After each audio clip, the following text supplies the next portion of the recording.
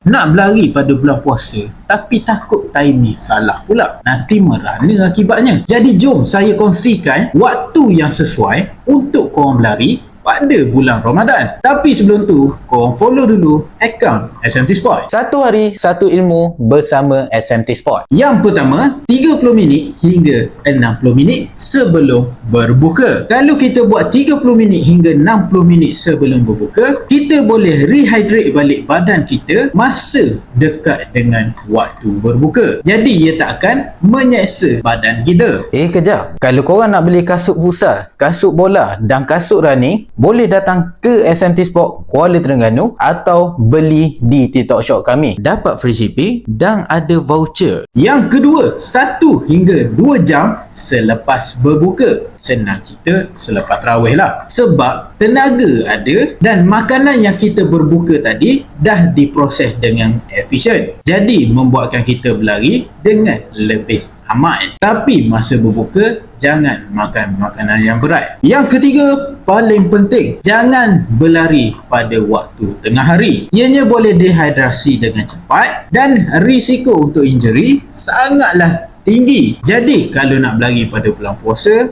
pilih waktu, bukannya paksa badan. Kalau korang suka dengan video ni, korang boleh like, komen dan share kepada rakan-rakan korang.